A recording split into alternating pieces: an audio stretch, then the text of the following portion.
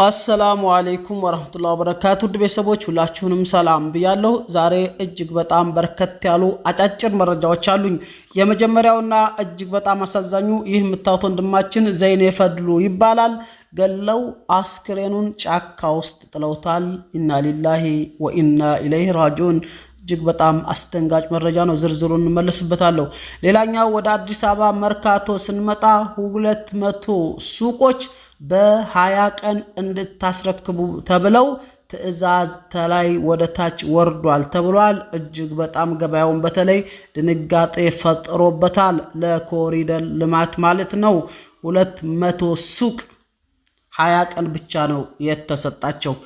እንዲሁም የደቡብ ወሎ ዞን አስተዳደር 15 ትራክተሮችን ለገበሬዎች ሰጠውሏል። ዝርዝሩን መጣበታለሁ። በፖለቲካ በሞጋችነት የሚታወቁት ዶክተር ደሳለኝ ጫኔ ከዛሬን ጀምሬ ፖለቲካ በቃኝ፣ ለብዙ አመት ህብረተሰቡን አገልግያለሁ፣ አሁን እረፍት እፈልጋለሁ ብለዋል። እሱንም በዝርዝር እመለስበታለሁ። ላይክ እና ሰብስክራይብ ሼር እያደረጋችሁ ፕሮግራሜን እስከ መጨረሻው ድረስ እንድታዳምጡት እየጠየኳችሁ ወደ ዝርዝር መረጃው እንለፍ። ኢና ሊላሂ ወኢና ኢለይሂ ራጂዑን። እኛ የአላህ ነን፣ ወደ አላህም ተመላሾች ነን። ወንድማችን ዘይኔ ፈድሉ ተገድሎ አስክሬኑ በጫካ ውስጥ ተገኝቷል። ከቀናት በፊት ወንድማችን ዘይኔ ፈድሉ ከቤት እንደወጣ ሳይመለስ መቅረቱን በመግለጽ የአፋልጉኝ ማስታወቂያ አጋርተን ነበር። ሆኖም በሚያሳዝን ሁኔታ በዛሬው ዕለት አስክሬኑ በአዲስ አበባ ከተማ ከቡልቡላ ወደ ኮየ ጨፌ በሚወስደው አዲሱ መንገድ ጫካ ውስጥ ህይወቱ አልፎ ተገኝቷል። ወንድማችን ዘይኔ በመልካም ባህሪው የሚታወቅ በአካባቢ ማህበረሰብ የሚወደድ ወጣት የነበረ ሲሆን ህይወቱ በዚህ መልኩ ማለፉ አስደንጋጭ ክስተት ሆኗል። ባለቤቱ ነፍሰ ጡር መሆኗና እርሱ በሚሰራው ስራ መተዳደራቸው ቤተሰብ ላይ ከባድ ሐዘን ፈጥሯል። ኢና ሊላሂ ወኢና ኢለይሂ ራጂዑን። አላህ ጀነቱል ፊርደውስን እንዲያጎናጽፈው ቀብሩንም የጀነት ጨፌ እንዲያደርግለት ለቤተሰቦቹም መጽናናትን እንመኛለን። አሚን ያ ረብል ዓለሚን ይላል። እንግዲህ የምታዩት ወጣት ልጅ ነው። ይሄ ነው በነገራችን ላይ በጣም ግድያ በስቷል። አሁን ወላሂ ሚስጥር ልንገራችሁ አይደል፣ አሁን በጣም በትንሽ በትልቁም እርስ በርስ መገዳደል በስቷል። በተለይ ከምርጫ ወዲህ በጣም ከባድ የሚባል ደረጃ ደርሷል፣ በተለያዩ ቦታዎች ላይ ማለት ነው። አላህ ሰላሙን ያምጣልን እያልኩኝ ወደ ሌሎች መረጃ ለለፍ። ላይክ ሰብስክራይብ ሼር ማድረግን እንዳትረሱ። ሌላኛው እንግዲህ ሁላችንም የሚመለከተን የአዲስ አበባ መርካቶ ጉዳይ ነው። አዲስ አበባ መርካቶ ማለት ለኢትዮጵያ ትልቅ የኢኮኖሚዋ እምብርት ቦታ ነው እና እንጃ ምን እንደምል ራሱ አላቅም። የሁላችንን ቤት መግባት የሚችል ትልቅ ክስተት ነው። በመርካቶ ከ200 በላይ ነጋዴዎች በ20 ቀን ውስጥ ሱቆቻቸውን እንዲያስረክቡ መታዘዛቸው ተሰማ ይላል። በአዲስ አበባ መርካቶ ጣና የገበያ ማዕከል ፊት ለፊት የሚገኙ ከ200 በላይ ነጋዴዎች በልማት ምክንያት በ20 ቀናት ውስጥ የንግድ ቤቶቻቸውን ጠቅልለው እንዲያስረክቡ ከፌዴራል ቤቶች ኮርፖሬሽን ጥብቅ ማስጠንቀቂያ እንደደረሳቸው ተናግረዋል ይላል። ነጋዴዎቹ በተቀመጠው ቀን ገደብ ውስጥ ቤቶቹን በማያስረክቡ አካላት ላይ ለሚደርሰው የንብረት ጉዳት ኮርፖሬሽኑ ኃላፊነት እንደማይወስድ በደብዳቤው እንደተገለጸላቸው ጠቁመዋል ይላል ማለት ነው። መርካቶ ልትፈርስ ማለት ነው። የምታዩት ነው እንግዲህ። በነገራችን ላይ መርካቶ ማለት የኢትዮጵያ የኢኮኖሚ የጀርባ አጥንት ማለት ትችላላችሁ። ሌላም ነገር የሚባል ካለ በጣም ሁሉ በየተለያዩ የከተማ የክልል ከተሞች፣ የዞን ከተሞች፣ የወረዳ ከተሞች በሉ የትም ትልልቅ ከተሞች የሚረከቡት ከመርካቶ ነው። ከአዲስ አበባ እንደመጣ ወደ መርካቶ ነው አከፋፋዮች የሚወስዱት፣ ከዛ ነው የሚረከቡት። እና ይሄን ይመስላል መረጃው። ሌሎችም መረጃ ደግሞ እንለፍ። አሁንም አብራችሁ ይቆዩ። ሌላኛውና እጅግ በጣም አነጋጋሪው ፖለቲካ በቃኝ አሉ። ዶክተር ደሳለኝ ጫኔ ማለት ነው። ዶክተር ደሳለኝ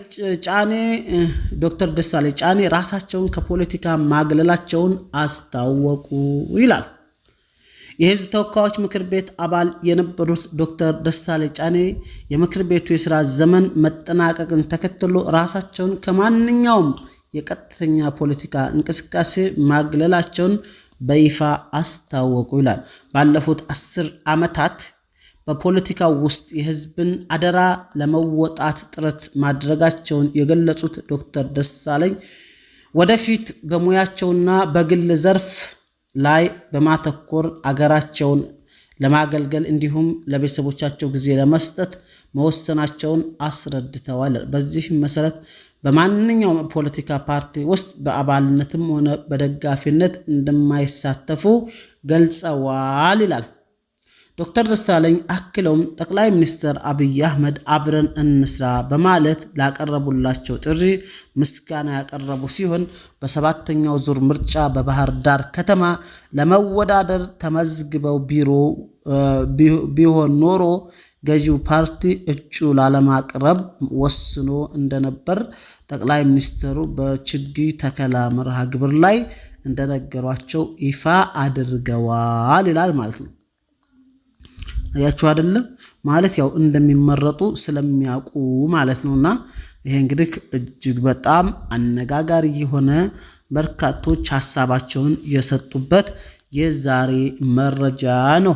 አሁን ደግሞ ወደ ደቡብ ወሎ እንለፍ። አሁንም አብራችሁ ይቆዩ።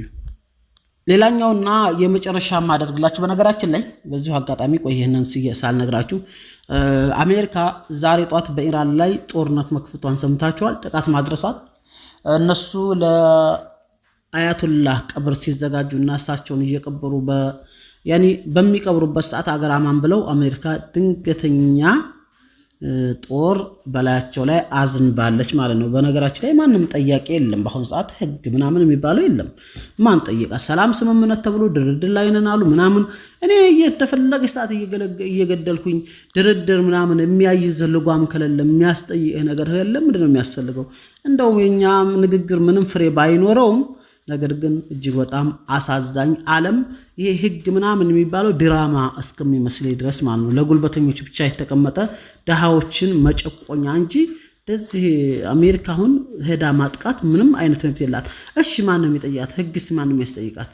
አያስጠይቅም። እና ታዲያ ድርድሩ ምንድነው? ልጓሙ ምንድነው? ትርፉ የምን ላይ ነው የሚደራደሩት? ምንም የሚከለክል ነገር ካለ ማለት ነው። ይሄን ያልካልኳችሁ ወደ ደቡብ ወሎ መረጃ እንለፍ። የደቡብ ወሎ ዞን 15 የእርሻ ትራክተሮችን ለወረዳዎች አስረከበ ይላል። ይሄ እንግዲህ እንደ ዜና ተደርጎ ቀርቧል ማለት ነው። የደቡብ ወሎ ዞን ግብርና መምሪያ አርሶ አደሮች የገዟቸውን ትራክተሮች በዛሬው ዕለት በይፋ አስረክበዋል። በ10 ወረዳዎች የሚገኙ አርሶ አደሮች ተደራጅተው 11 ትራክተሮችን የገዙ ሲሆን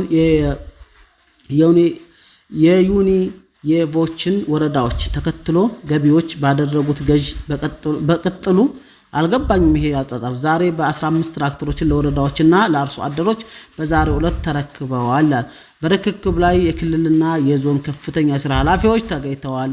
የዞን ዋና አስተዳደር አቶ አሊ መኮንን እና የግብርና መምሪያ ኃላፊ አቶ አህመድ ጋሎ እንደገለጹት የግብርና ሜካናይዜሽን ለማዘመን ምርታማነትን ለማሳደግ የተከናወነ ይህ ግዥ በዞኑ የነበሩት ትራክተሮች ቁጥር ወደ 89 አሳድጓል።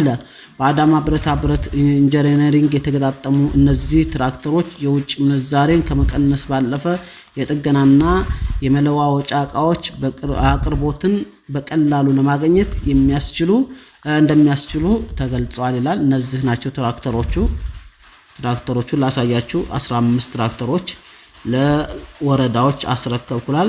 በነገራችን ላይ አሪፍ ትራክተሮች አሉ። ያው ደህና ናቸው። ጥንካሬያቸውን ጉልበታቸውም ደህና ናቸው። ያው በየቦታው ስላሉ ያው አሁን ሰዓት በጣም አሪፍ የሚባል ትራክተር አለ። አላህ እንግዲህ ይሄ ነው እላችኋለሁ። አላህ ሰላሙን ያንጣልን። ሰላም አለይኩም ወራህመቱላሂ ወበረካቱሁ። ሰላም ቆዩልኝ።